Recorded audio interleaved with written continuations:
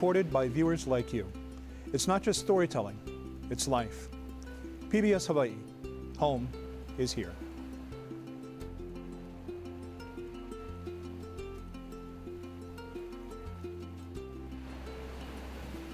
Local broadcasts of Insights on PBS Hawaiʻi are made possible by the support of viewers like you. Mahalo, and by Carl Smith Ball, providing legal services throughout Hawaii and the Pacific since 1857, making a positive difference in the communities where we live and work. Each year, state lawmakers go into a new legislative session with a long list of daunting tasks. On the agenda for 2025, chronic priorities like affordable housing, homelessness, and infrastructure. Other issues this year included curbing illegal fireworks, stabilizing the condo insurance market, and legalizing sports betting. Which bills passed and which ones died in session? And how will you be affected? Tonight's live broadcast and live stream of Insights on PBS Hawaiʻi start now.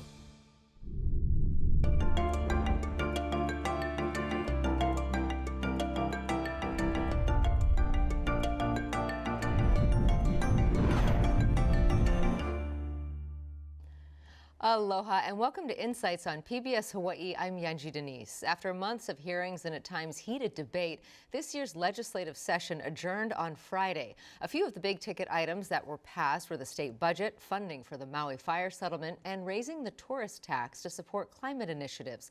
Some of the measures that failed include a ban on high-powered semi-automatic rifles and shotguns, and several bills that were aimed to clean up local government.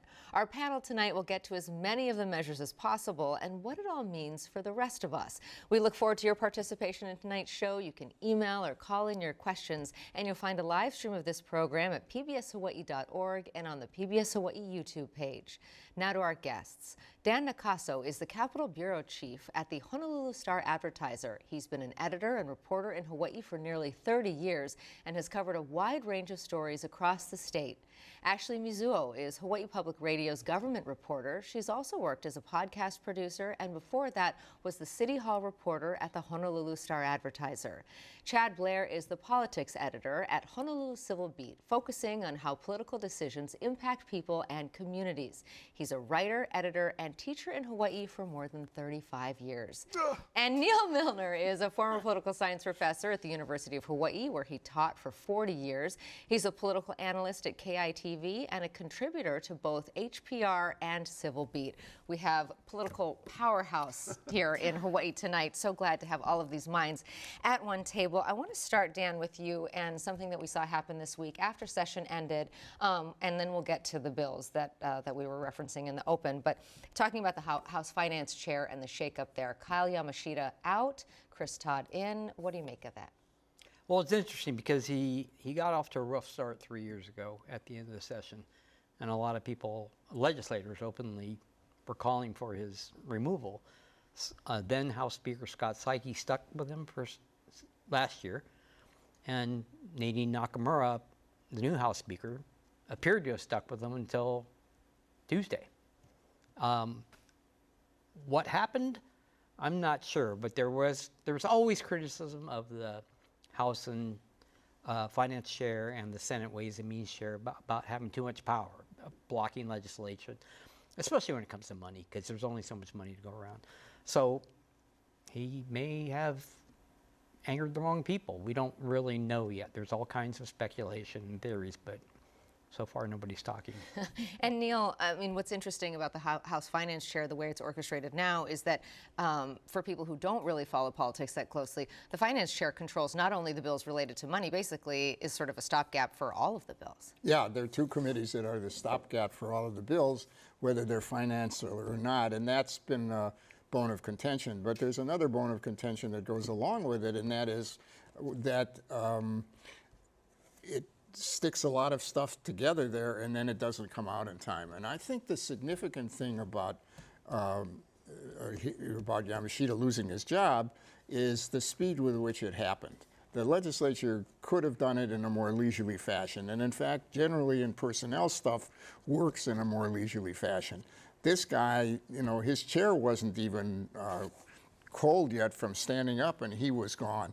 And I think that suggested a kind of special feeling that something had to be done quickly to do it. But as Dan said, it's not clear what that is. If I could just interject, yeah, people aren't talking on the record about it, but Kevin Dayton and Blaze Lovell, my colleague at Civil Beat, and me, a lot of the House members did talk to us. And what we heard, it's kind of all over the map, but definitely what happened 3 years ago when Yamashita went into that, it was called a cattle call, remember that? All these bills right on the last day or two of session, and it's like a mass slaughter, just bills just dying by the wayside. And Scott Saiki was definitely mortified at that time being the House Speaker. So that's a tough thing to do. Remember, Kyle was following Sylvia Luke, pretty much a master who got along with just about everybody. One other thing I would also add, remember the finance chair, the money chairs are also in charge of CIP. I mean, they have another person handle it, but that's the capital improvement projects, the money. Let me just add one other thing. Yeah, it's a surprise that Kyle Yamashita, the finance chair, got ousted on the last, or after session was over. The same thing happened to Jill Takuda. Remember, she was Ways and Means chair years ago. She was ousted right near the end. Donna Videla Cruz came in. Senate President and a House Speaker have also been removed in the last days of office. So it's not like it's unprecedented. Okay. But sorry, Sorry, go you mentioned special session, and that may have played a role in what Neil was saying, why they could have waited and not reappointed him next session. But with the specter of a special session and all about money, about how to compensate for federal financing being cut, maybe folks thought he wasn't the guy. Interesting. Ashley, what do we know about the new finance chair? Yeah, I was going to say, I think one thing that's been really interesting about this shakeup is that, you know, Representative Yamashita is generally a more quiet person. He doesn't necessarily do very many media interviews, very hard to get, you know, one-on-ones with him. And on the opposite end, you know, Representative Todd is very talkative. You know, he answers their calls, he does media interviews. Their personalities are just very, very different. And I think that maybe that also plays a role in it when we're talking about going into a special session with so many fiscal issues facing the state. Maybe they think it's time to have somebody who's more interested in kind of like getting the message out there to the public versus behind the scenes work. And that makes sense because they're going to have to make some hard decisions. Can I just make one word of caution here? This is what we normally think about is not how dramatically the legislature acts and how definitively acts, it's how slowly they act and indirectly they act.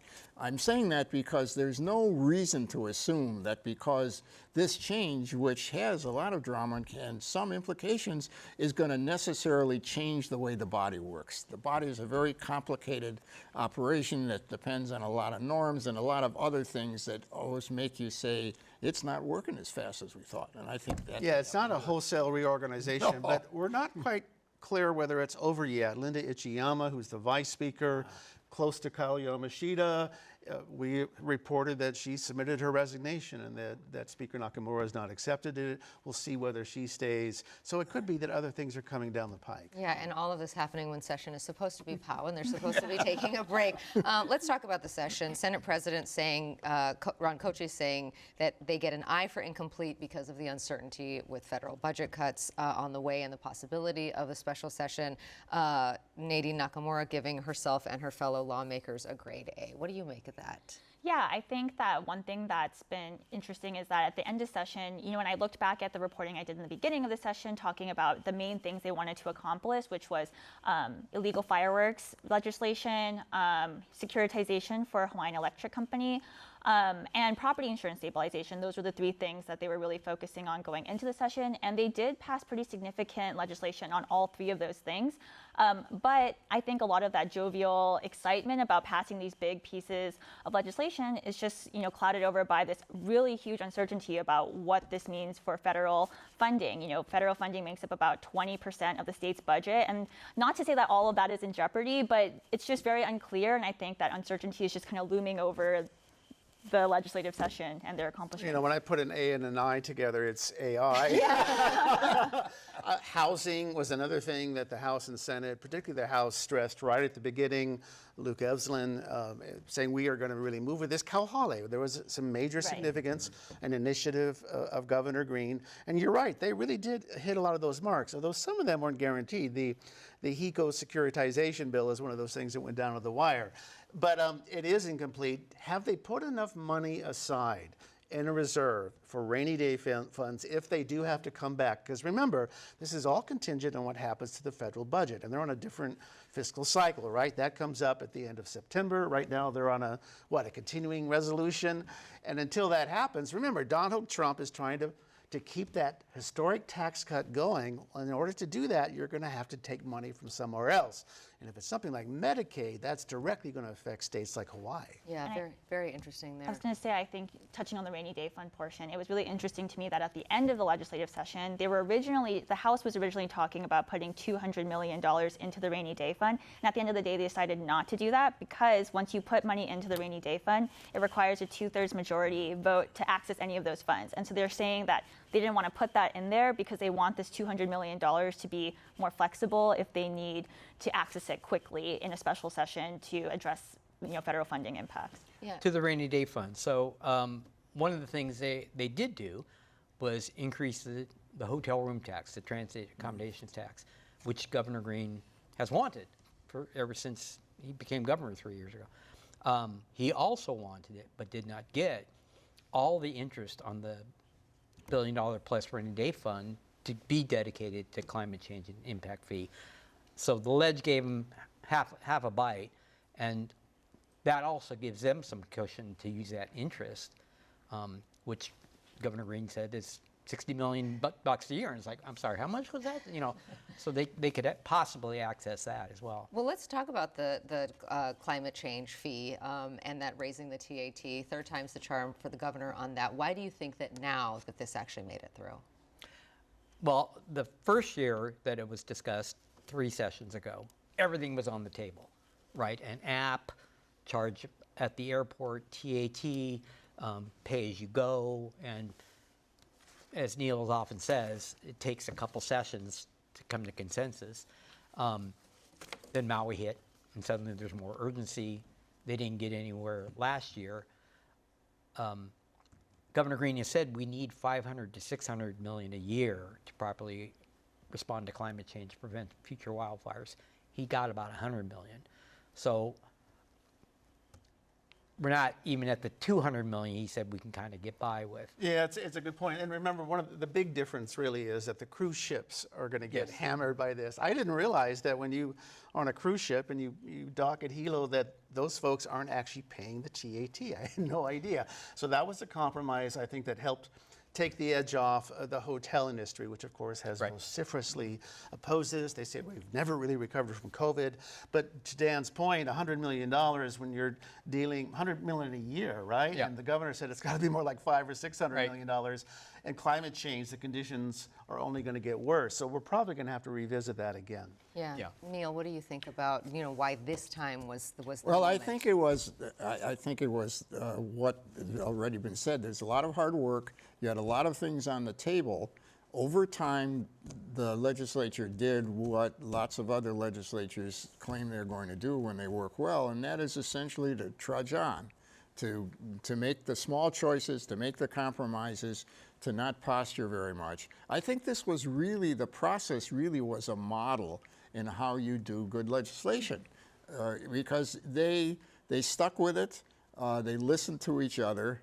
I don't want to make it sound like they're a Boy Scout troop or anything like that. But seriously, this is a highly visible thing on the one hand, but with a lot of little pieces in there that really weren't very sexy, and they spent a lot of time. I assume they consulted with the governor fairly regularly. All the things that you want to see happen, with the exception of the lack of a Republican minority that was of any size. Their participation in this was limited because they're not that big. There was one other thing that is different. I do think it's critical when you talk about lobbying behind the scenes. The governor did set up a climate action team. Yes. Chris Benjamin, formerly of A&B, Denise Antolini, the environmental lawyer, those folks really got together and came up with these very bills. And there were several versions of the climate tax or the green fee. And that's very different from one of my pet peeves, which are working groups. I've been Task force. Task forces. Listen, I did labor negotiations. When you can't work something out and you want to get on with it, you and management set up a task force, which means it'll never be seen again. But this is different. This had the governor's imprimatur. They worked together. They had a task in mind, and they had a time limit that they imposed upon themselves. So that's really. You know, Ashley, you also brought up fireworks, and I want to get to that. You know, what do you think that this will actually do? Do you think that this goes far enough? Yeah, I think the fireworks bill has been really interesting because it's really it's adjusting these definitions that have been difficult for prosecutors to go after cases, and it makes it easier for police to give out infractions versus full-blown citations. Full-blown, take it to court and do the whole thing, because that makes it a lot harder to crack down. And it's really going to come down to, I think, on the ground law enforcement and how well they're able to implement this law and how much resources they have to implement it. And so I think it's going to come down to that. There was a whole series. Sorry. No, go. There was a whole series of fireworks bills that passed. They funded a new undercover unit. Sting operation. Yeah. Right? Yeah. And drones, I believe. And Drones. Yeah. They made it possible for law enforcement to use drone videos as probable cause for an officer to go and look around, and there may be illegal fireworks, or they can say, hey, the guy in the white shirt is the one that's lighting everything up. He's your guy. Whereas before, it was not enough. So that's a deal breaker. The other thing that could happen is not related to legislation. Remember now, all the Amano happened 2 weeks before the start of the sessions. So legislators were under incredible pressure. The second thing is people understand now that this is really dangerous. It's not just an annoying neighbor. What was it, 5, 6 people died? 6 people died, over almost a dozen, including a 3-year-old boy. Burn victims having to go to California? Yeah, I mean, they're disfigured. Arizona. Yeah. But Arizona, our thank you. neighbor's going to say next year, hey, no, I don't want you blowing up your house and possibly mine, dropping the dime. Perhaps, but what you're talking about is more than a legislative change. You're talking about a cultural shift. I mean, Chad, do you think that we're there on fireworks? No, and we'll see a year from now whether there were more arrests. These are tools. Another thing that I think came out of the omnibus bill and the other fireworks bill is they're going to continue that task force, the very same task force that came up with these recommendations and others. There's also going to be an explosives unit, an investigative unit, I believe, with the Department of Law Enforcement. But in terms of culture, I mean, there's a reason why we're the only state that does this, that keeps doing this year after year. We could cite culture, we could cite tradition, but it's got to a point, if it hadn't happened 2 weeks before session, I wonder whether it really would have had the energy behind it. But we'll see what happens, because it really does come down to this. The cops show up, everybody stops firing.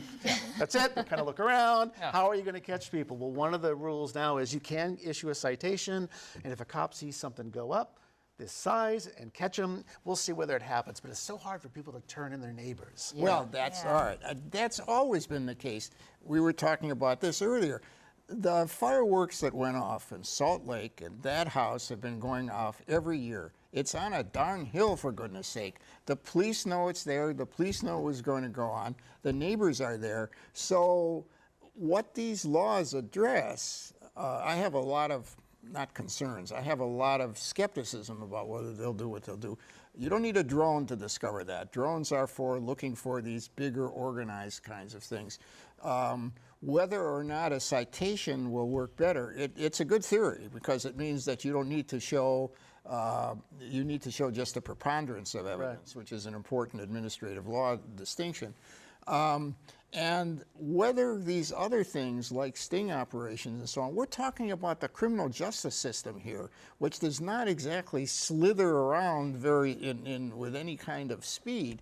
So, and I think, first of all, you're not going to see much change by July 4th, because you're trying to change something that people want to do. Well, and remember, the main reason this happens is because they come in on shipping containers that are very, very difficult to inspect. Right, and there's nothing here that, the Matson complained a lot about the kind of surveillance. Well, they said if you're going to search every container ship, you're not going to get your goods and services. Yeah, that's exactly. But what's also interesting is this, we believe this current phenomenon of these bombs began with the prohibition on aerials. Maybe. More than 20 years ago. And it's like, prohibition on booze, you know, and we got Well, Al and that was Capone. Calvin Say's argument at the council, right? And which didn't actually go anywhere. But interesting. We'll see. We'll see how that all shakes out. Let's get to something else on Ashley's list, and that was insurance. Dan, can you take that one? You know, stabilizing property insurance market, basically for homes and condos. When people hear that, they're hoping that their rates are going to go down. That's probably not going to happen. No, it's trying to keep them from keep going up, especially for condos, because they were getting disproportionately hit. It's come up before. Last year when Scott Saiki was speaker, he represented a district, the Kakako, that was mostly condos, and so he was hearing from it all the time. You know, our insurance is going to go up since Maui, and everybody knows it. And Governor Green is very worried about stabilizing just the industry part of it and stopping insurers from leaving. So there was a lot of pressure to do something about that. I thought it was really, oh, sorry. No, go ahead. I was going to say, I thought it was interesting because they've put a lot of emphasis that although the state has passed this law that allows them to set up, you know, property insurance by the state to give it to condos that have not been able to secure their full coverage. They've emphasized it really clearly that this doesn't mean that it's going to be less or even back to the amount that it was before. This is simply just a way to keep people out of going into the unregulated market, which is exorbitantly expensive. And I think one thing that they were really concerned about when they were trying to pass this bill was that when you only insure really, really risky condos, that makes it even more expensive to do. And so, you know, the boards that are regulating this new insurance policy that they've instituted have been having a lot of conversations about the mixture of types of buildings that they're going to need to cover in order to make this a feasible operation. And lawmakers are really concerned that that would mean that, you know, big luxury condos are going to get into this program as opposed to the really small, hard to insure condos that need it. And so we're going to have to see how it kind of works itself out as they stand this up. I want to go to some viewer questions and some viewers nudging us to talk about not just what they passed, but what they didn't. So Sarah's saying, please talk about what lawmakers did not do, pass more so-called government reform laws, most of which seem pretty logical. And Eric in Kailua says, how fair is it that lawmakers pass a law allowing candidates to use campaign money to pay for childcare costs? What makes them so special over other government employees? So thank you for the feedback. And Neil, let's start with you. They did not pass basically any government reform. Yes, that's right. It's a long, sad story that has a lot of assumptions about it, about how you change people's behavior. Let's put most of that story aside and say, well, why didn't they pass them? They didn't pass them because they don't want them to pass. I mean, it's and, really... And when we're talking about, we're talking about term limits. Term limits, which I don't think ever had a chance. And with Studying the year-round legislative the session. legislator and the one about who can contribute money to the campaign, which I think was the most important one. And they let that one slide, were essentially. And I think term limits, legislators almost never want to have term limits for obvious reasons. There's actually pretty good data that suggests term limits don't make the difference that people who advocate them or want them to make. But if you want to think about how Hawaii politics works in regard to money and power, it's not about people taking bribes in a felonious way. It's about certain folks have an amount of influence, an amount of access into the political system that indirectly affects people. So you want to call it corruption, you can call it corruption. I prefer to call it influence because it's, quote, legal. That's what they didn't pass. And I think, regardless of what the Speaker of the House said about how, well, we can just keep working on this and be patient, there's nothing to work on anymore here. It's very clear what the issues are and what happens if you go one way or the other. And I really think parsimony is the best explanation here. The people in power don't want that legislation. And there are not enough legislators to overcome that kind of resistance. Yanji, that bill in particular, because we were there following it, it went all the way to 559 on Friday of the last day of conference. It sailed. I mean, it had some challenges and some rewrites, but it really was basically unopposed. There wasn't really any financial aspect to it. It had to do with if you're an executive of a company and you get a contract, and you have relatives that are involved, you cannot donate to these people that are somehow involved during the life cycle, I guess, of that contract. Is that kind of how it is? I agree, it was probably the most important bill. The other one that died right by its side was to give more money to the state's program to partially fund public elections, to help more people get money to run for office. They died in the exact same committee for the same exact murky reasons. We never heard similarly. That one did have a fiscal aspect to it. It definitely would have required money from the They state. could not get the finance. But and that when bill has really- come up again and again and again. And early in session, the bill to create a comprehensive, essentially a full public financing system died early, hopefully giving some impetus to passing the partial bill. But no, they died 5:59 on a Friday. And, sorry, go ahead, just Ashley. to add to that, we were talking about Representative Yamashita in the beginning, and we asked him at the end of that right. conference, they could not pass this bill because they could not get finance and WHAM to sign off on it, basically. And so we asked him, why? Why is that? And he says, there are disagreements, and they couldn't come to an agreement on it, but he wouldn't say, what exactly the disagreement was. And so I think that, that also goes to, I think, some of what we were talking about earlier with the shakeup of the Finance Committee. Yeah. Very You interesting. have to feel sorry for Yamashita to have to face that. What could the opposition possibly be? They didn't want the bill. It wasn't, put the financial one, the fiscal one aside. Right.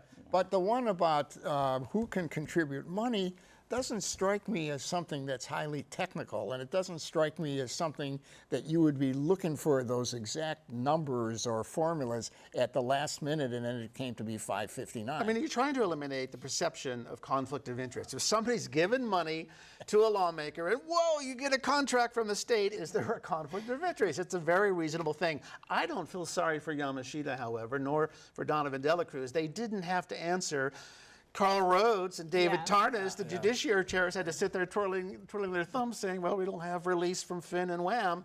And then when we did try and pin him down, he was very, very evasive. Chris Todd, to his credit, the new Finn chair, finance chair, is saying he would like to not have that process so mysterious when bills just die like that. Well, There we'll is see no if good if answer. There's no possible good But Dan, answer. I want to get to the second point from Eric, which is this new measure to allow candidates to use campaign money to pay for child care costs and elder care. That's an allowance that they gave themselves, but of course family leave died this session. That's something that nonprofits were pushing for. And at the same time, they also gave themselves a pretty healthy raise. Yes. Well, okay. They allowed a healthy raise to pass. How about that? Yeah, when they could have the power to turn down the raises. Right. But it wasn't just their raise, it was also the judiciary's That's right, raise, that's her the argument. executive branch. The county, the mayor. But why do you think, this idea that they can use campaign money to pay for child care costs and elder care costs, like what are your thoughts on that? Well, given everything else that died, it does stand out. All the other bills we're talking about. The caveat, they say, is that so you can use your campaign funds to pay for child care. The defense is they'll get a more diverse, family-oriented type of candidate. Right, working moms can now run for office. Yeah. Again, not defending what they did, but the limitation is you cannot pay your sister to take care of your kids out of your campaign funds, or somebody. It's got to be elderly care that lives in your house. So there were, some guardrails, but no. I do want to speak in support of it. It is something that has been pushed before, and actually something happened with the Campaign Spending Commission. They actually made a determination when a candidate appealed to the Campaign Spending Board to say, I'd like to be able to use this money to help either take care of a child or an elderly parent or whatever the case was. So there was already a precedent set by the Campaign Spending Commission actually was in support. They were in support of it, and I don't think this is going to lead to daycare for political candidates or assisted living for the family members. It's an isolated thing, and that money is coming from people who give donations to that candidate. It particularly impacts female candidates running for office, because not only are they're the primary caregivers, not only for children, but also for parents. I think the issue isn't really that people want to say that the legislature can't do that. It's more that why can't the general public then enjoy some of those same benefits? Well, that's because they didn't pass paid family leave. Yeah, and I think it also comes down to like what you're saying. These are donations to a campaign versus using, having to come up with government funds. It's just like a very different fiscal impact on the budget. And I mean, not to defend either one, but also the Campaign Spending Commission kind of did force the legislature's hand by saying it is allowed, but setting no actual parameters or rules. So if they hadn't passed this law to allow that, basically it would just every single time it could be challenged and go to the Campaign Spending Commission, and they would have to relitigate it every time. Now it's in statute. And now it's in statute. Or will be rules. if he signs it. Yeah, if he signs it. Let's talk quickly about those raises, though, and just to bring some clarity to that, because the Salary Commission, of course, approves those raises, suggests those raises. It's up to the legislature to say yes or no. I think what some skeptics and some critics have said that the Republicans wanted to at least have a hearing on why this should not happen, and that discussion never even happened. So it's not that that the raises are justified or not justified. It's more that there was no airing of this. I mean, Neil, what is your thought? Well, I think there was no airing of it because airing of it doesn't really help the situation, because there's a group of people who don't think legislators should get any additional money, and then more likely there's a situation in which legislators would actually have to defend getting an increase. It's possible. It's not something that they would like to do very much, and so and I think not letting the Republicans have a hearing, which I disagree with but can understand, is part of that package. They don't want to talk about this. This is not something that, and they don't want to even try to be nuanced about it, because the process is such that trying to be nuanced about it in a public body is really pretty hard. I almost feel sorry for them. Yeah. No, and I wanted to say too, when this was all going through the Salary Commission, lawmakers did come and try to change it. The Republicans came in and said like they would prefer to reject it, and then some of the progressive lawmakers came in and said we should match this with the annual median income levels to try to make some type of reasoning as to why they're getting these raises. And I did want to add too that when we asked Governor Green about his raise, he said he would be donating the added raise of whatever he receives from this raise. Yeah. And not popular to give politicians a raise. Okay, let's get to this one from Gordon in Palolo, who says, I know the legislature killed the sports betting bill. When can they introduce a lottery bill? Because a lot of us are hurting. Dan, is this the last we've heard of sports betting? No, it went down to the final wire, and the pro-gambling lobby is sophisticated, well-financed. It comes up every year, and it's usually died an early death. So it'll be interesting to see what happens. And then the folks want a lottery. Hawaii and Utah, of course, are the only states that ban any legal form of gambling. So, that one's going to be one to watch. I mean, there's been bills in the past about allowing a casino on the Hawaii Convention Center. That's gone nowhere. About allowing gambling on Hawaiian homelands. That went nowhere. So it was interesting that one came down to the wire. This is, I think, and you and I have been covering the ledge for a long time, but I believe it's the furthest a gambling measure has ever made it. And of course, the biggest rationale is the revenue, although there's some question as to whether it would bring in all that much money. I think what's so different about this one is that I think 30 other states already allow some form of online betting, and it's not, as you say, a standalone casino. And it doesn't quite have that impression of, or you're going to track the mafia or drugs or so forth. But I agree with Dan. It may be that we're finally getting to that tipping point regarding gambling. I don't think we're getting to the tipping point on gambling per se. I don't think the lottery thing is any closer to getting passed than ever. It's one of those things that floats in the miasma and doesn't get anywhere. I think sports is a new kid on the block, not sports gambling illegally in Hawaii, but legal sports gambling, because it has an enormous amount of rush on the mainland, an enormous amount of buzz. It's tied into the sports networks now. It's become a legal part of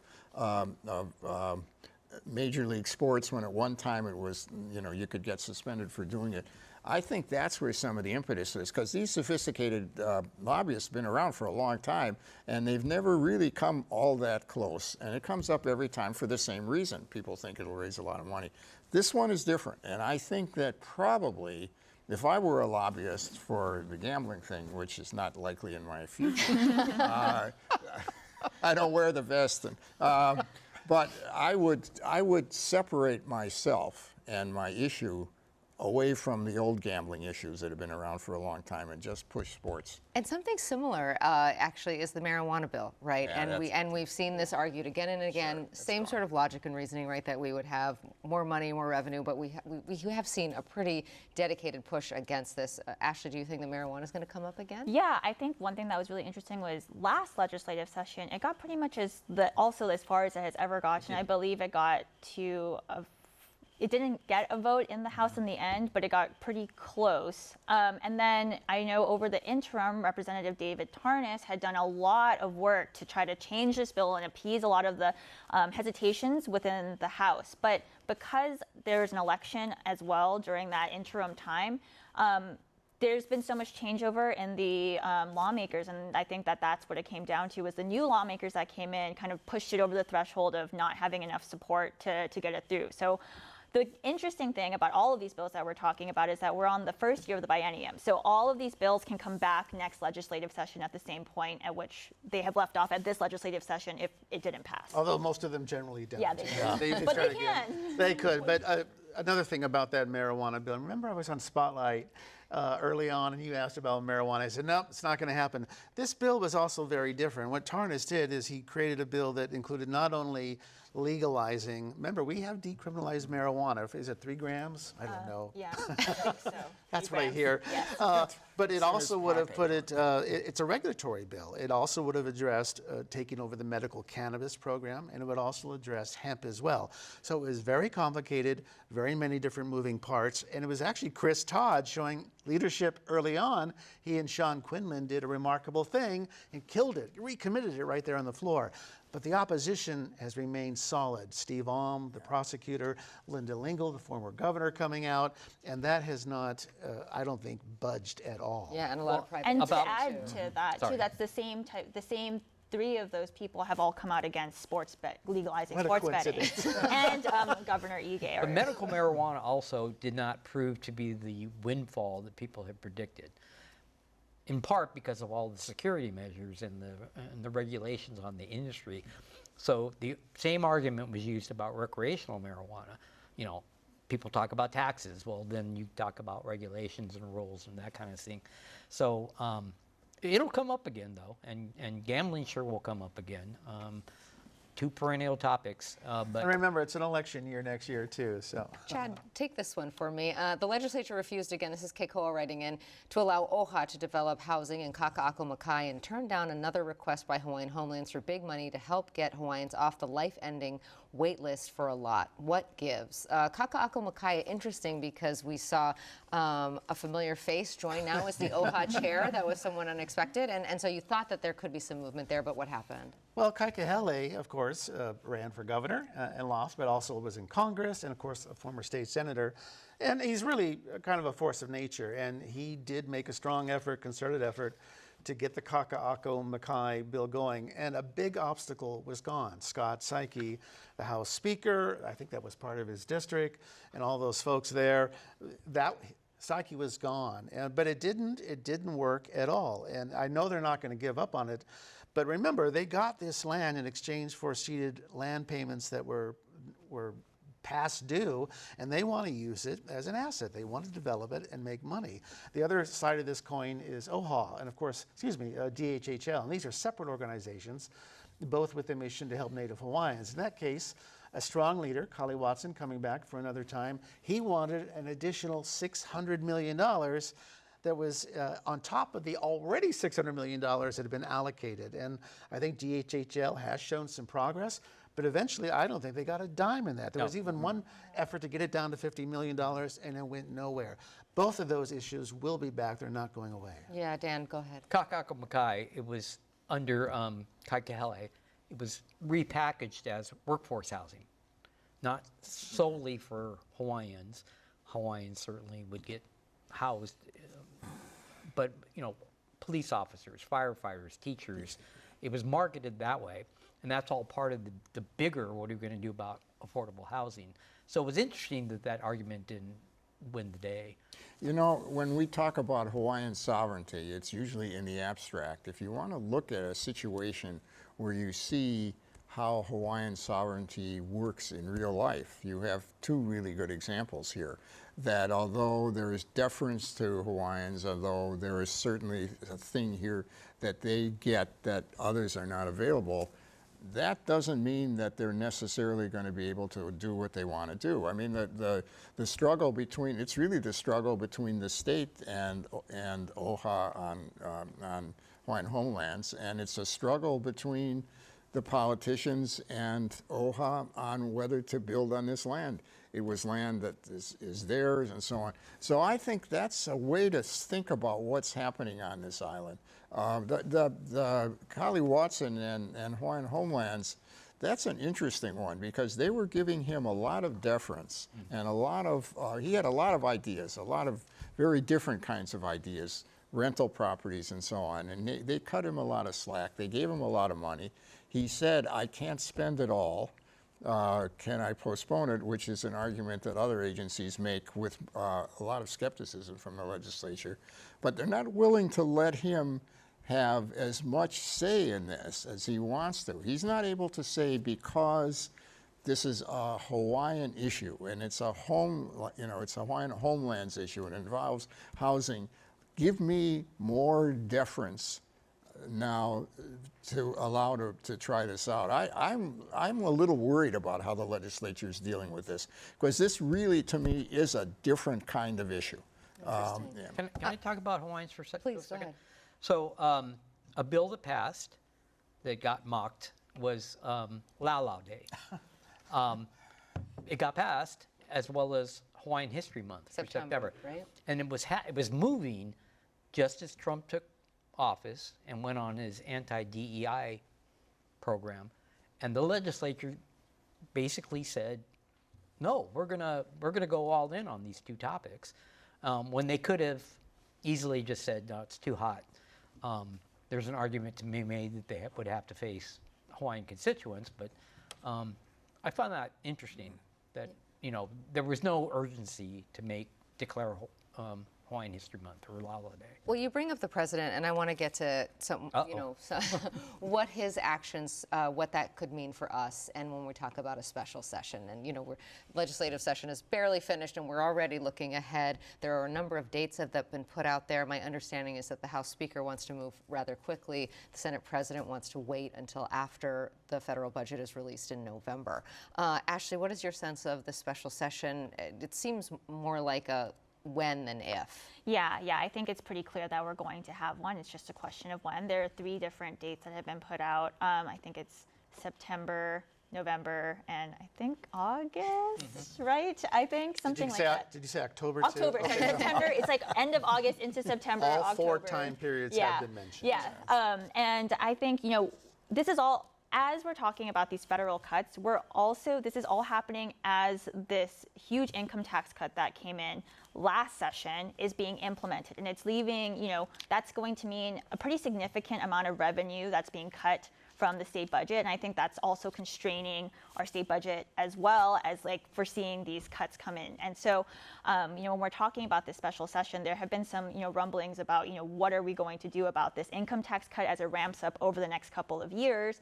As we see these cuts come through, are we going to have to ramp that back? And I think there has been some calling from different advocacy groups to maybe relook at this income tax cut, which was something that was across the board. It wasn't a targeted, at certain income levels. Everybody got an income tax cut. And so I think that as that ramps up, that's something they're going to have to look into if we see the cuts that they are anticipating. Yeah, and Chad, these could be pretty significant cuts. Do you think that tax cut will get clawed back? It's ironic that we're looking at clawing back the tax cut that Kyle Yamashita, by the way, inserted in conference. Yeah, exactly. But give him credit. Governor Green didn't want a tax cut that high, although he happily signed the bill. But it is sort of ironic that we would maybe reduce our historic tax cut, the biggest in state history, in part because Donald Trump wants to restore, or rather continue his tax cuts at the federal level, which of course definitely favor corporations and the wealthy. I think really nobody knows at all what's happening. And just looking at the first 100 days, plus now the Trump administration, nobody predicted what could have happened, what will be happening. It literally is changing by the hour and by the day, but you are starting to see resistance. You're seeing resistance from the Fed. You're seeing resistance from even Republicans to cutting entitlements and defense. I don't think anybody really knows what's going to happen right now, but my understanding is that the Speaker and the President have essentially said to members, don't go on vacation during this time. Be flexible. We may have to call you back whenever that time is. But to Chad's point, how do you hold a special session?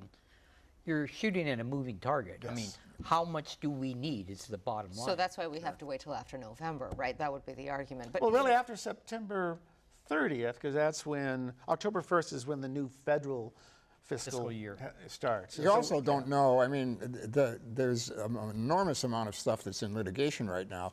You have no idea how long that's going to take, but it'll be longer than what people commonly want to think about when they're trying to solve a problem. I mean, you have an administration that, you know, the president signed an executive order to dismantle the Department of Education. That obviously would have a huge impact on Hawaii, and we have a huge reliance on Medicaid and Medicare dollars, right? So, I mean, Ashley, when you think about how much money is at stake, the state cannot make it up. No, right? and I think that's one thing that they've emphasized, that they're going to have to make some tough decisions if these types of cuts come down. I know they're really looking at what's going to happen to Medicaid. And, you know, we're already seeing these cuts come down. You know, lots of nonprofits have been losing that funding, and that's why the state did pass legislation that was to distribute $50 million worth of grants to these nonprofits. And I think one thing that got brought up on the floor when they were debating this bill was that the structure of that is going to be 2 senators and 2 representatives in a closed-door meeting deciding which nonprofits get these grants. And I That's think kind of how they do everything. yeah, Yeah, well, that money's going to go in 3 yeah, years. and so they're saying it's not sure, you know, they're not sure which ones are going to need it and what, you know, and there's so many different people who are needing, you know, funds that have been cut from federal funding. And some of these nonprofits are feeding people out in Waianae, for instance. I mean, these are not, you know, highfalutin. Right. No, we're talking It's about very direct concrete impact stuff, here. yeah. Absolutely. Where do you see, you know, the thing about the tax mechanism, too, is that you can't totally recoup that money just on a dime. You can't take the tax credit back. Even if you were to end it now, you got to wait for that money to collect. So do we have enough in the interim, or what kind of tough choices I do don't you think we're that's going to facing? be touched, because 2026 is an election year, and, you know, they're going to be coming right after a session where they may have to explain to voters in the following November why they rolled back the tax cuts. I think that's DOA. Neil, when we think about tough choices, what kind of tough choices do you think they have to make? Everything. I don't mean, the toughest choice they have to make is, what do we do when we don't know for sure what the situation is? I mean, the $50 million is a small example of that. They have no idea what the scope of it's going to be, but they wanted to do something. This is not in a situation where you have a long period of time to recover from a cut, say the way welfare reform went, or when something moves into block grants into a different kind of system, or even food stamps. This is a change for which you have no timeline right now. You can't afford fiscally the worst case scenario, you know, to simply take it over. And so you have to listen for hints and so on. And, you know, this is Donald Trump. He doesn't operate the way, it isn't just the cuts, it's what he says and how you have to fit all of those things in. If I were a legislator right now, I would have to convince myself that I can figure out what I can do that's not just efficacious, but is even speaking to the problem that's out there, because you're not clear what the scope of the problem is out there. And what's interesting, of course, Ashley, is that we have so many relatively new lawmakers who are managing the situation. Yeah, exactly. And I think, you know, it's just a really moving target. They're just not quite sure, what is going to take a cut. I know like there was a lot of discussion about, possibly changing some of the programs within DLNR to avoid getting some federal funding cut because of all of the words like conservation or things like that, that are seeing these cuts come down from the federal government. And so I think, it's going to be up to them to kind of monitor what's happening. And I know they're saying that, that $200 million that they set aside is unallocated funds. And if they wanted to put it toward things, that's what they would have to come into special session to do and allocate this $200 million if it's needed. And so I think we're going to have to watch and see if it's needed and whether it's going to be coming down or not. I mean, my guess, Chad, is that it's going to be needed and then some. Oh, yeah. That's a smart. I don't know anybody saying it's going to be just fine. Yeah. Relax. Well, let's talk a little bit about just the dynamics of session, getting beyond the bills and the special session that could be coming. Given that we had so many new members in the House, we only had one in the Senate with Senator DeCoit moving over, but Senator Kochi basically had a pretty stable set of lawmakers, but we had a new speaker kind of navigating with a bunch of new House members. How do you think that each side did? Well, I think it's exciting to see more Republicans in the House and being more outspoken.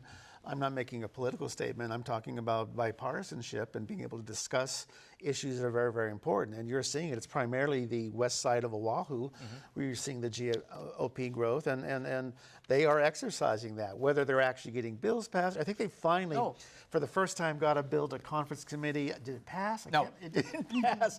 But I think that's encouraging. But there's also a lot of new blood. I don't know what the number is, but I want to say if there's 51 members in the House, it's in the teens or higher. And I mean, you see this all the time, new blood coming in and they wait their turn and then suddenly they're in charge. I've never seen such a large wave. Mind you, this has come over several elections.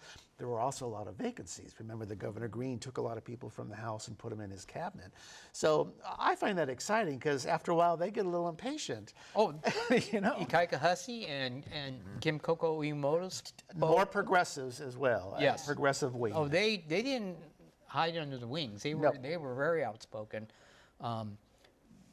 and Speaker Nakamura got elected Speaker on a campaign of being embracing diversity, and by all accounts, she reached out to the Republicans, and Lauren Matsumoto, the Republican leader, acknowledged that. She was invited to speak at the last press conference. So we'll see if that era of collegiality continues. I mean, we're all in this together. It's everybody's business. And I thought it was really interesting. One of the votes that I found fascinating was about the midwifery laws here. That vote came down to a vote of the more progressive faction of the Democrats voting with the Republicans. And so you see them kind of coalescing in different ways, where there's now so much more debate, I would say, on the floor because you're seeing these different factions. And so, as these numbers grow, you'll see these different kind of allocations of votes. And it's not so sure anymore along party lines, I think, is what it's coming down to. I mean, that's another bill. And she's right, it is midwifery, right? Not midwifery. Yeah, midwifery. But there's another bill that died again and again and again. In fact, Yamashita was a major block. I don't want to keep singling out Kyle here, but it is true in this case. It finally made it. And it is these other voices coming and saying, what's the deal? We got to get this thing done. And that was on a big time limit. Like the law was going to expire this year. This year, if they did not So Neil, pass something. diversity in government is a good thing. Yeah, sure. Well, I mean, diversity per se is, diversity is an opportunity. What you get out of diversity is not necessarily good. It's like the Constitution talks about equal protection and so on. That creates an opportunity to do really good things, and it creates a set of rights. It doesn't always work out that way, though. But I was, along those lines, as I was listening to this and listening to the numbers that are new, it's a pretty good argument that you can still make changes without term limits. That is the argument against term limits. Right, that's also the argument against term limits. You started with some interesting bills that were killed. Can I mention one that at the last minute, this ban on importing assault rifles. Right, and there was a question in here from someone who's saying, why did that not make it through? I'll let Neil address the why. 50 caliber weapons. That question's from my mom, by the way. She always tees you up. We had on the books assault pistols, which you never even hear that phrase used, but they were banned, and the goal was to amend that to essentially include assault rifles. Yes, shotguns were included. There would be exceptions. There would be inheritance rights, farmers would have some exceptions, what it came down to. And that bill did go right down to the very Right down, end. and in the gallery were proponents to kill the bill that were Hawaii. As well as advocates of passing the bill. Yeah. But why it happened, Mr. Milner? Well, I fall back on the school teacher role here, that they didn't get their work done on time. I mean, there's nothing here that came up that was suddenly brand new, right? Every one of these things, and it's not like we haven't been fighting the ins and outs of gun control laws all through the country. So there is certainly a body of knowledge out there. That was my first reaction here was, okay, this thing looked like it was going to pass. We knew there was some resistance, but all of a sudden there's these things that they've discovered. So you can argue if you want that, well, the gun lobby came through. I don't think it was. Well, they certainly won, but Well, to they your won, point, yes, but to your point, that bill was being tweaked right down there on the floor. And Tim Richards in the Senate and Brandon Elefante in the House both said, we're going to work on this during the interim. I'm thinking that is going to come back. Yes, Hawaii has the strongest gun laws in the country, but there's still work to be done. And I think you're going to see a compromise, because what do you do for someone who wants to be able to kill access deer? I think purposefully, though, they brought that amendment on the floor purposefully to kill the bill. Because worked. At that point in the legislative session, on the last days, if it's amended in the Senate, it has to also be amended in the House. So anything that gets brought up on the floor at the last second has to be concurrently happening in the other chamber. So any of those types of floor amendments, that's to kill the bill. I guess we have about a minute left, so I just want to be okay. real quick here, and I know this is a risk in television, so I'm asking you all to be brief, but if we could go around real quick. We heard the Speaker give them an aye, the Senate President give an aye, rather, Speaker give them an A, Dan, and the table. What grade do you give this legislation? C+. C plus. AI. AI. Maybe like a B-. I don't grade on that because it's legislative centric. And what I mean by it is this. If you look at what Nadine said, there were a lot of things a lot of important bills got passed. That's good to know. If you want to rate the legislature as good by doing that, we're not interested as citizens in the job that the legislature does. We're interested in that public policies work for us. And there's a whole bunch of very important things that got passed there that we've talked about, fireworks, the insurance stuff. We didn't talk much about biosecurity, where the proof in the pudding is going to be in the implementation.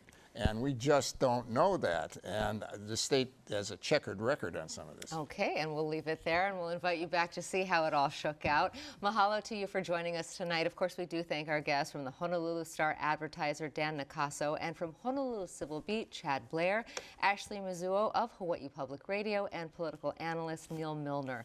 Next week on Insights, electric bicycles have been around for years, but have recently surged in popularity. The rise of those e-bikes on our streets coincides with a rise in safety concerns. New laws have been implemented, but some say more regulations are needed. Join us next week for our discussion on e-bike safety.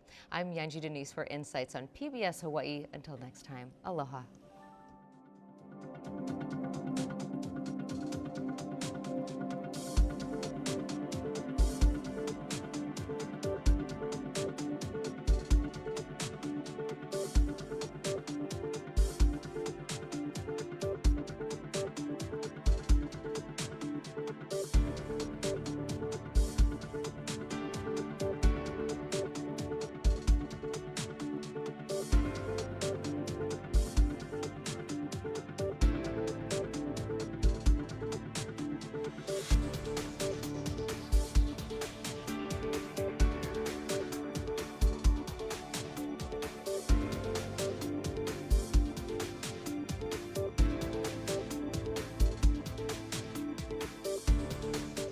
Local broadcasts of Insights on PBS Hawaii are made possible by the support of viewers like you. Mahalo.